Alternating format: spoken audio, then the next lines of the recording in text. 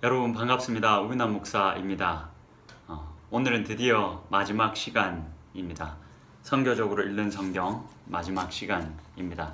그동안 너무 부족한 강의를 열심히 들어주셔서 너무 감사하고 마지막까지 오늘 마지막 강의까지 하나님께서 좀 은혜 주셔서 우리로 하여금 또 성경에 대해서 더 많은 관심을 가지게 하시고 또 성경을 선교적으로 읽어 나가면서 우리들의 삶이 조금은 더 선교적인 삶이 되어가기를 소망합니다.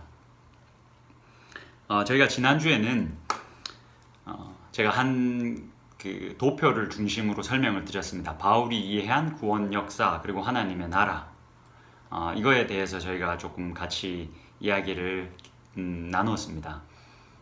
제가 지금 다시 보여드리는 것처럼 바울은 구원을 이렇게 이해했습니다. 하나님의 나라가 이미 왔다. 그러나 온전히 임한 것은 아니고 예수 그리스도가 다시 오시는 그날 온전히 임하게 될 것이다. 그래서 지금 우리는 이미 임했지만 온전히 임하지 않은 그 하나님의 나라에서 살아가고 있다. 저희 이제 도표에 회색으로 표시되어져 있는 부분이죠. 깨어진 세상과 이미 임한 그 하나님의 나라, 이 끼어진 이곳에서 우리는 살아가고 있다. 그러나 우리가 기억해야 할 것은 분명히 하나님의 나라는 예수 그리스도로 말미암아 이미 이 땅에 임했다. 그래서 예수 그리스도가 다시 오셔서 온전히 임하게 되는 그날까지 소망을 가지고 이 하나님 나라의 확장이라는 꿈을 가지고 우리는 나아가야 하는 존재들입니다.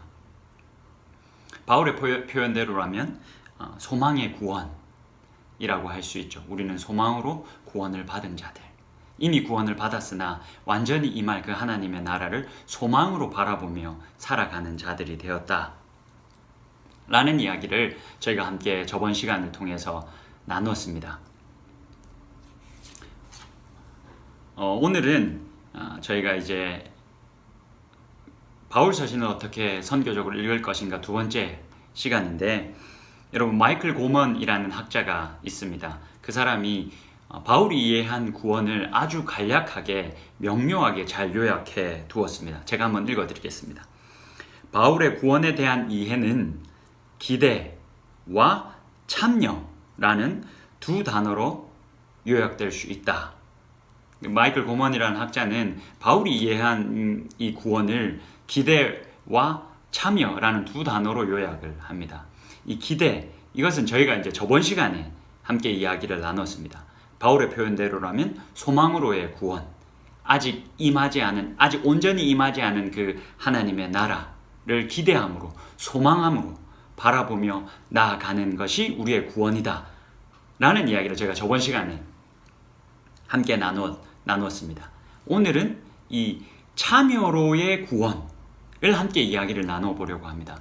바울은 우리들이 받은 구원을 인식적인 차원을 넘어서 어떤 감정적인 차원을 넘어서 내가 구원을 받았어 이 차원을 넘어서 실제적인 경험으로 이해하고 있습니다.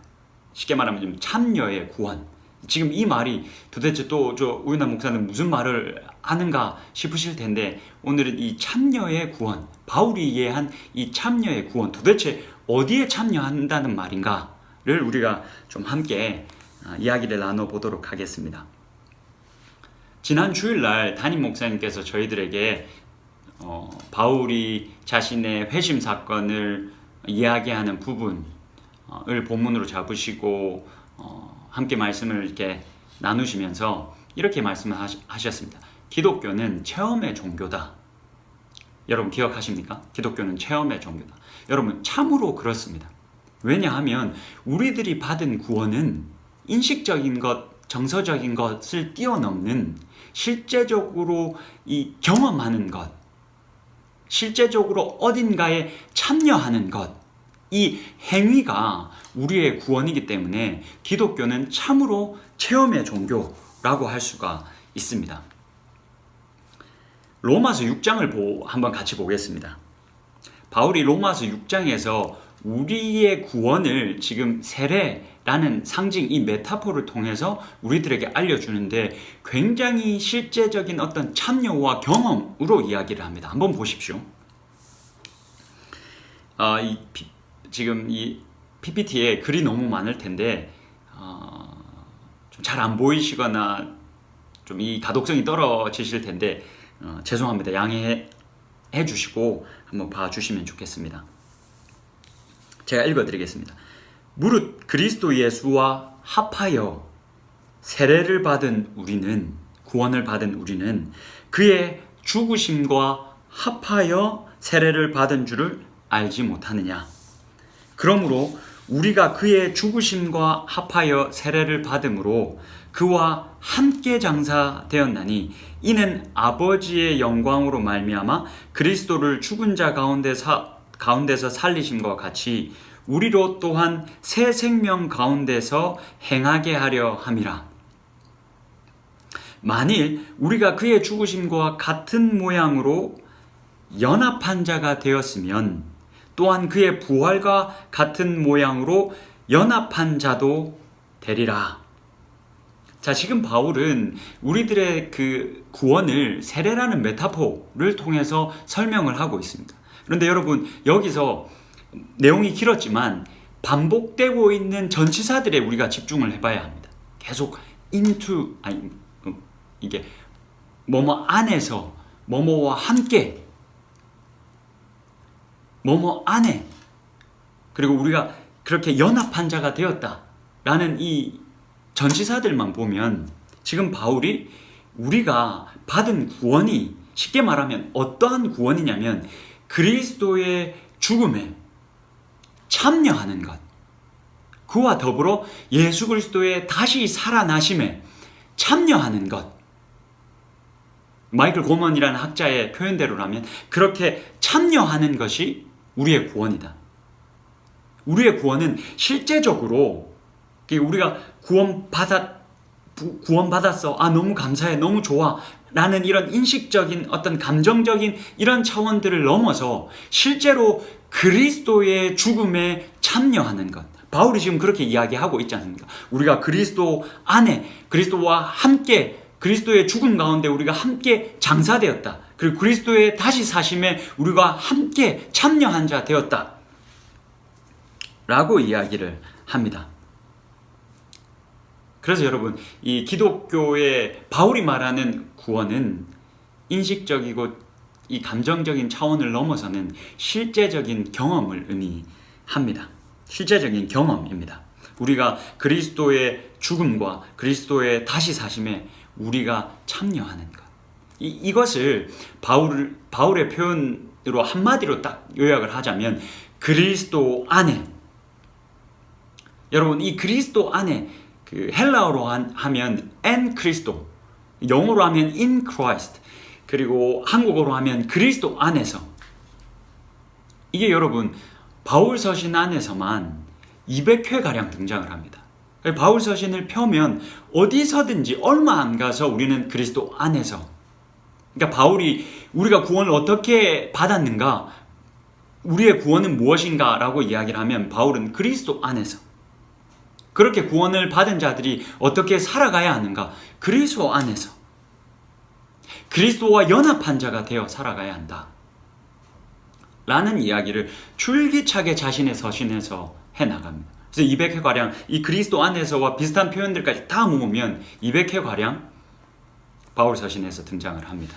로마서 8장에 가서 보면 바울이 이제 로마서 6장에서는 우리가 그리스도의 죽음과 다시 사심에 참여하는 것이 우리들이 받은 세례다, 우리들이 받은 구원이다 라고 이야기를 하고, 로마서 8장에 가면 더 놀라운 이야기를 우리들에게 합니다. 한번 같이 보시겠습니다. 8장 1절입니다. 로마서 8장 1절. 그러므로 이제 그리스도 예수 안에 있는 자, en Cristo, in Christ, 그리스도 안에 있게 된 자에게는 결코 정죄함이 없다. 그렇게 구원받은 자들은, 그렇게 그리스도 안에 있는 자들은 결코 정죄함이 없다. 9절입니다. 8장 9절입니다. 만일 너희 속에 하나님의 영이 거하시면, 우리가 그리스도 안에 그리스도의 죽으심과 부활하심에 우리가 참여하는 그 사건, 그 구원, 그렇게 우리가 그리스도 안에서 구원을 받으면 어떤 일이 일어난다? 우리의 존재 가운데 어떤 변화가 일어난다? 너희 속에 하나님의 영이 거하신다. 너희 속에 하나님의 영이 거하시면 너희가 더 이상 육신에 있지 아니하고 영에 있나니 누구든지 그리스도의 영이 없으면 그리스도의 사람이 아니라. 우리가 구원을 그렇게 받는다는 겁니다. 그리스도 안에서. 그래서 하나님의 영이 우리들 가운데 거하신다. 그래서 만약에 하나님의 영이 우리들 가운데 거하시지 않으면 그리스도의 사람이 아니다. 또 다른 말로 구원받은 자가 아니다 라고 이야기를 하는 겁니다. 10절입니다. 또 그리스도께서 너희 안에 계시면, 너희가 그리스도 안에 있을 뿐만이 아니라 그리스도가 너희 안에 계시면, 그렇게 우리가 그리스도와 연합한 자가 되면 몸은 죄로 말미암아 죽은 것이나 영은 의로 말미암아 살아 있는 것이니라. 여러분, 우리의 존재가 정말 신비롭지 않습니까? 몸은 이미 죄로 말미암아 죽었으나 영은 의로 말미암아 그리스도가 내 안에, 내가 그리스도 안에 있기 때문에 살아있는 신비한 존재들이 되어진 겁니다. 11절입니다.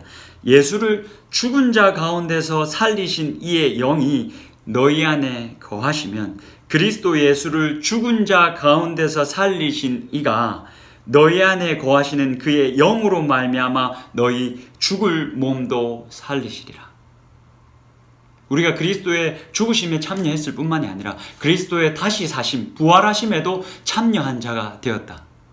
저번 주 설교죠. 부활절 주일 설교, 오늘도 부활하라 라는 그 명령. 그리스도의 영이, 그리스도를 살리신 그 영이 우리들 가운데 계셔서 우리의 이 죄로 인해서 죽을 몸도 다시 살리신다.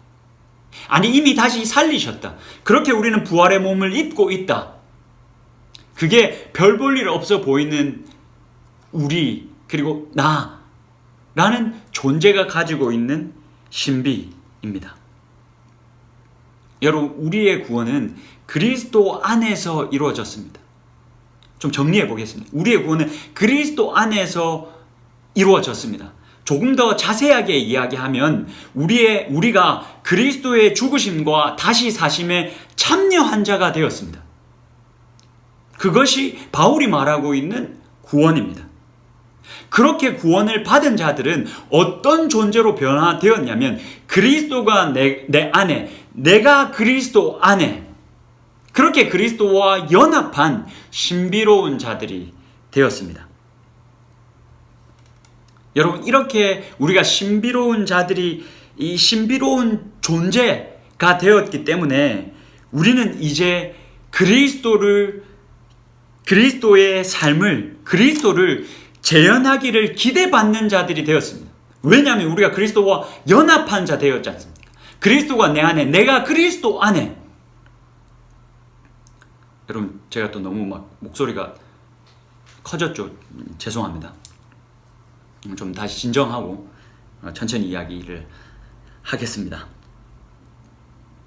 그리스도가 내 안에, 내가 그리스도 안에 있는 그런 신비로운 존재가 되었기 때문에 지금 우리가 어떤 기대를 받는 자들이 되었냐면 이제는 그리스도의 삶을, 그리스도를 재현하기를 기대받는 자들이 되었습니다.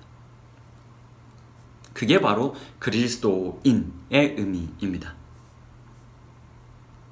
바울의 이 구원에 대한 이해는 우리의 이 신비로운 존재를 깨닫게 하고 그 신비로운 존재들이 가져야 할 마땅한 의무, 그리스도를 재현하며 사는 삶, 그 의무를 우리들의 이 신비한 존재에 부여하고 있는 겁니다. 여러분, 나이젤 터너라는 학자가 있습니다. 나이젤 터너라고 하는 학자가 하는 말을 좀 들어보시면 더 지금 약간 제가 흥분했는데 그 흥분한 이야기를 조금 이성적으로 더 잘 이해하실 수 있을 겁니다. 읽어드리겠습니다. 그리스도 안에 라는 어구는 공간적인 의미를 가리키는 것이 아니다. 단지 어떤 공간적인 의미를 가리키는 것이 아니다. 메타포 역시 아니다. 상징적인 의미도 아니다. 어떤 신학자들은 그리스도 안에를 그리스도화, 그러니까 Christification, 이 영어로 하면 이 그리스도화, 곧 그리스도의 육체나 본성을 공유하는 것으로 이해하며, 감히 우리가 그렇게 그리스도화된 존재들로 이해하고, 그 그리스도 안에 있는 것의 궁극적인 목표는 옛날에 그 초대 교부 이레니우스가 이해하고 있었던 것처럼, 이레니우스가 말한 바 곧 모든 사람들이 그리스도를 재현하는 것으로 완성된다.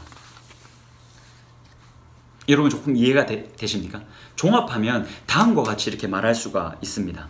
구원은 그리스도의 죽음과 부활하심에 참여하는 사건으로, 이후로 우리가 그리스도의 삶을 재현하며 사는 것까지를 포함한다 라고 이야기를 할 수 있습니다. 다시 한 번 더 말해보겠습니다. 구원은, 정확히 말하면 바울이 지금 이해하고 있는 구원은 참여의 구원인데, 그 구원은 그리스도의 죽음과 부활하심에 참여하는 사건으로, 이후로 그렇게 구원받은, 그렇게 그리스도 안에서 구원받은 존재들이 그리스도의 삶을 재현하며 사는 것까지 포함하는 것, 이것이 바울이 이해한 구원입니다.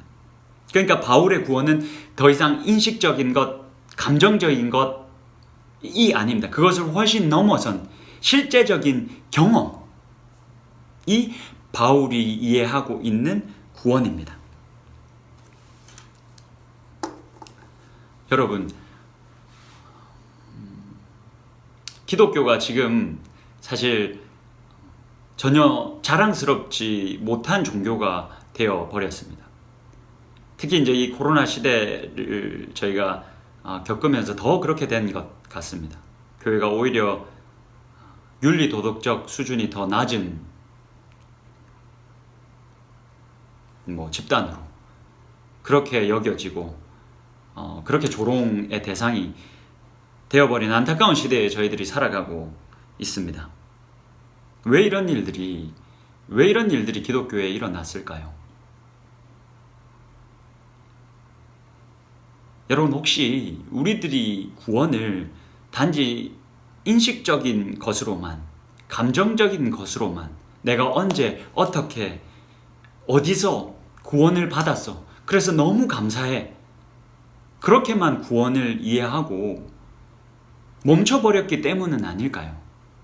바울이 이해하고 있는 구원은, 그리고 바울 서신 전체를 통해서 계속해서 우리들에게 말하고 있는 구원은 그리스도의 죽으심과 부활하심에 우리가 참여하는 것이고, 그렇게 그리스도 안에서 구원을 받은 존재들이 그리스도의 삶을, 그리스도를 재현하며 사는 것까지를 구원으로 보고 있는데,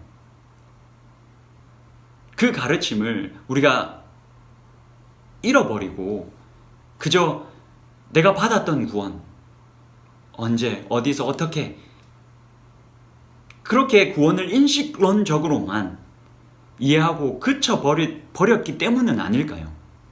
저는 우리 이 한국의 기독교가 이 바울이 지금 이해하고 있는 이 조금 더 넓고 포괄적인 이 구원의 의미를 회복할 수 있다면 조금은 달라질 수 있지 않을까라는 기대를 가집니다. 그래서 여러분, 저는 이 선교적으로 성경 읽기가 지금 이 한국교회, 한국교회라고 하면 너무 거창하니까 한국교회는 차치하고라도 이 선교적으로 성경 읽기가 저는 분명히 저와 여러분들의 삶에, 저와 여러분들의 신앙에 큰 변화를, 큰 유익을 가져다 줄 수 있다라고 저는 믿습니다. 그래서 제가 지금 8번의 강의를 계속해 오면서 선교적으로 어떻게 성경을 읽을 것인가를 함께 나눴습니다. 여러분, 바울이 이해하고 있는 이 구원은 또 다른 말로 하면 이렇게 말할 수 있습니다. 여러분, 제가 처음 강의를, 이 선교적으로 성경 읽기 강의를 시작하면서 함께 나눴던 이야기이기도 합니다. 여러분, 선교는 교회의 일부가 될 수 없습니다. 교회의 여러 활동들이 있지 않습니까? 그 중에 일부가 절대 될 수 없습니다. 바울이 이해한 구원에 따르면 선교는 절대 일부가 될 수 없습니다. 교회의 전부여야 합니다. 교회의 본질이어야 합니다. 마이클 버람이라는 학자는 또 이렇게 이야기합니다. 한번 잘 들어보십시오. 선교는 전도와 초기의 교회 형성 등과 같은 바울의 사역의 별개의 한 측면이 아니다. 그러니까 선교는 바울이 했던 그런 여러 사역들이 있지 않습니까? 교회 형성, 그리고 설교, 양육, 이러한 것들과 같은 별개의 사역이 아니라는 겁니다. 선교는. 그러면서 뭐라고 말하냐면 선교는 바울의 모든 소명을 윤리적 삶의 책임과 계속되는 공동체 양육을 포함하는 그런 모든 바울이 가지고 있었던 소명을 이해하기 위한 중요한 설명서다. 그러니까 이 선교는 교회의 사역에, 그렇기 때문에 이 선교는 교회의 사역의 일부가 될 수가 없는 겁니다. 왜냐하면 우리가 받은 구원 자체가 그리스도의 삶을 재현하는 것까지 포함되어져 있기 때문에 이런 선교적인 삶, 이것은 교회의 전부이지 본질이지 어떤 우리가 이것을 따로 떼어서 사역으로 다른 어떤 것으로 다른 사역들과 동일하게 하나의 교회의 사역의 일부로 두어서는 절대 안 되는 것이다 라고 이야기를 하고 있는 겁니다. 자, 이 말을 여러분 조금은 신학적으로 다르게 이렇게 좀 이야기를 풀어볼 수도 있습니다. 한번 잘 들어보십시오.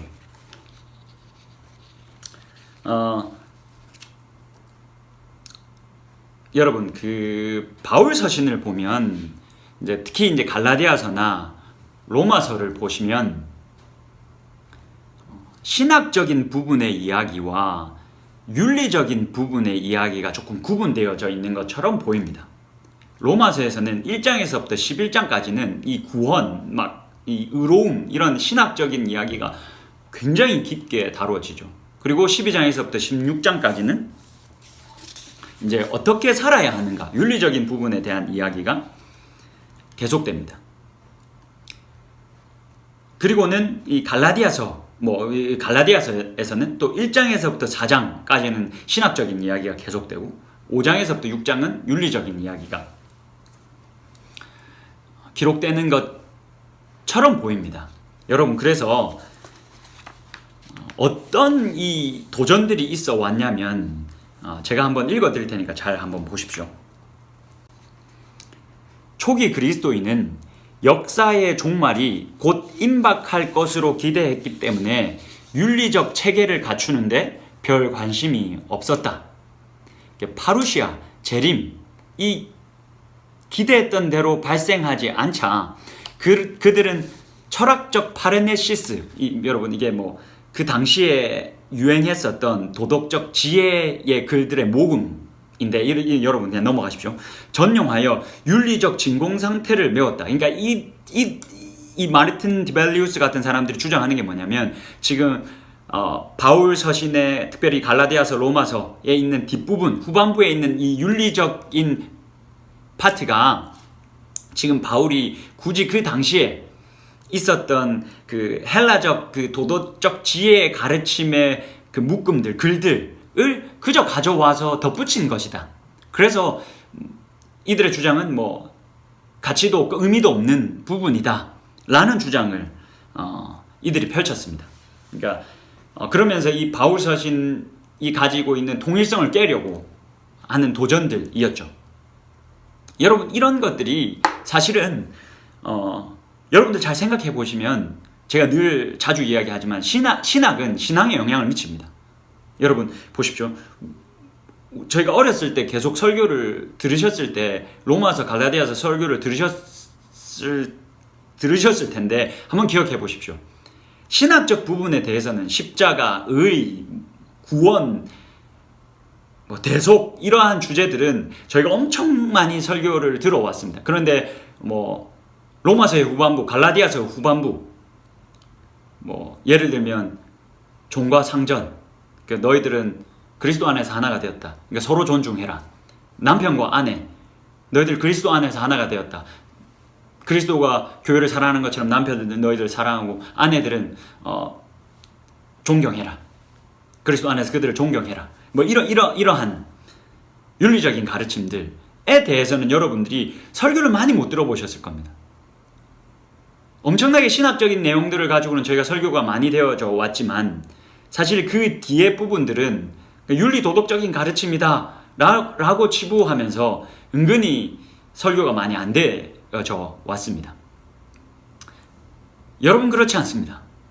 바울은 지금 이 윤리적인 부분을 이 신학적 논증 그리고 십자가 의 뭐 이런 것들 있지 않습니까? 이런 신학적 논증에 당연한 귀결로 이야기합니다. 이렇게 우리가 그리스도 안에서 구원을 받았기 때문에 우리는 당연히 이러한 존재들이 되었다. 그렇기 때문에 우리는 내가 상전이어도 종을 존중해야 하고 마땅히 사랑해야 하고 그 당시에 모든 아내들이 부속물로 여겨졌지만 우리는 그리스도 안에서 구원을 받은 존재들이 되었기 때문에 그리스도가 교회를 사랑한 것처럼 너희들은 사랑해야 한다.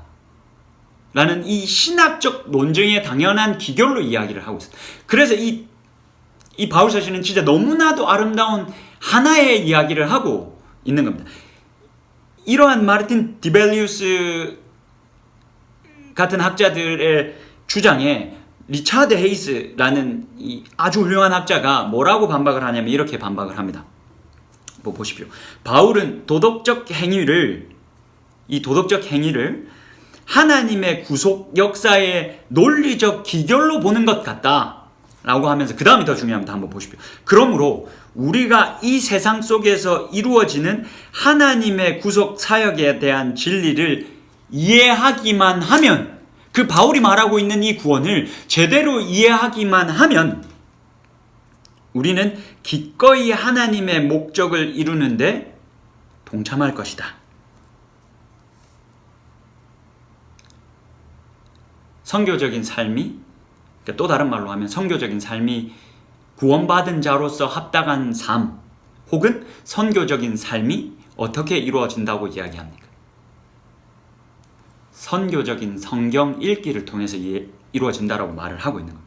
그렇게 선교적으로 성경을 읽으면서 하나님의 구속 사역에 대한 이 진리, 바울이 풀어주고 있는 이 진리를 우리가 선교적으로 성경을 읽으면서 그렇게 이해할 수 있다면, 선교적으로 이해할 수 있다면 우리는 기꺼이 하나님의 목적을 이루는데, 이 깨어진 세상을 회복해 나아가시는 하나님의 목적을 이루는 데에 마땅히 우리가 동참하게 될 것이다 라고 리차드 헤이즈는 이야기합니다.